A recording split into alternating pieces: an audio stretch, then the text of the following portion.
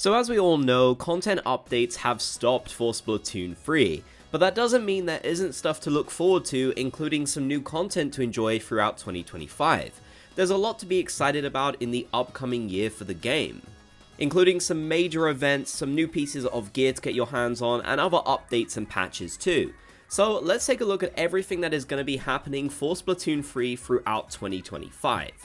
There's honestly a lot to jump into, so let's do this. Starting us off, sometime in January, we will have the Frosty Fest, which will be returning for the second time. Nintendo confirmed that when updates ended, they would be repeating all of the different special Splatfests, the seasonal ones throughout the year, and that of course includes Frosty Fest, our first major event of the year. It's actually kind of surprising they don't do this in December, but I guess that month is pretty busy, so they give people some time. It should be fairly early on in January, usually happening in the first or second weekend. And we will technically get some new content for this, or I should say returning content, but new for Splatoon 3, which will be the missing gear from Splatoon 2. This will be making a comeback for this event, which is definitely very exciting. We saw this exact same thing happen with Splatoon, so it will be happening once again for Frosty Fest, distributed via the news tab as these items tend to be. I'm definitely looking forward to getting my hands on these pieces of gear.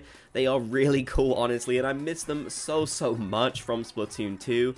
I honestly think they're a lot better than the ones we got in Splatoon 3, if I'm being honest. They really fit the New Year's theme really nicely. So yeah, I'm definitely looking forward to playing Frosty Fest in January. It's going to be exciting to see what theme they choose.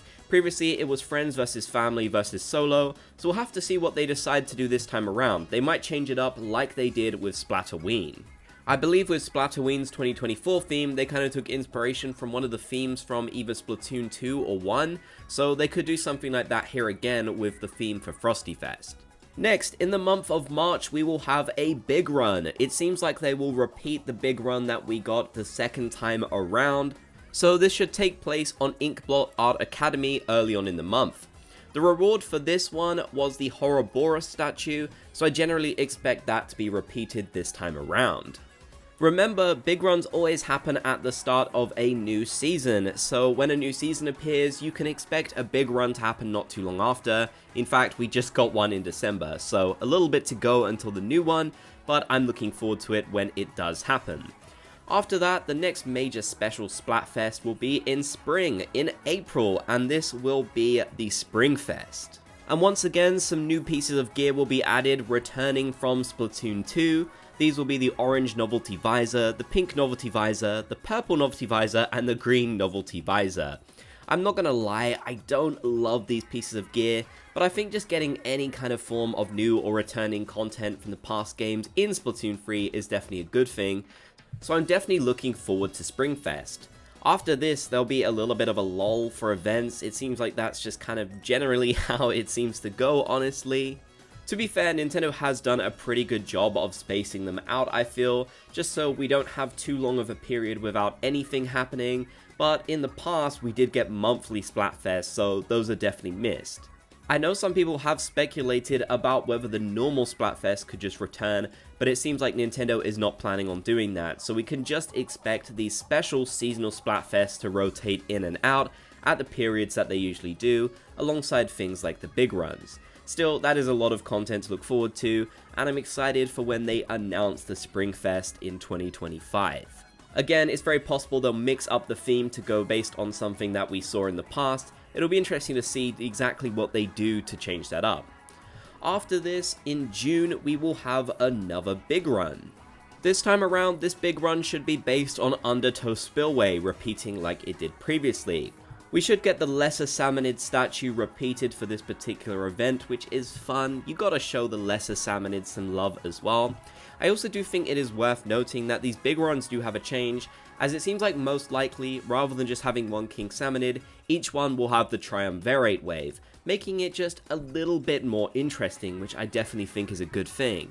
After all, if they're basically repeating the events we've seen and played already for a lot of us anyways, I think it's good to have some changes. The rewards are the same, the map is the same, so it's definitely good to be able to get our hands on some new content, even if that's just in the form of something like the Triumvirate wave. It's not really the same with the Splatfest where they can completely change up the theme or anything, they're just trying to give us out the events that we've already seen in case anyone missed them.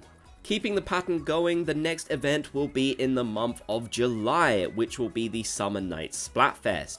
Now, you might be wondering what they could possibly return from Splatoon 2, given the fact this event wasn't in that game. And it'll actually be the Final Fest gear from that game, which is incredibly cool. As you can see here, this is exactly what it looks like, in case you didn't know. And yeah, it's just absolutely amazing. I really love this gear, and I'm definitely looking forward to getting my hands on it when they decide to distribute it.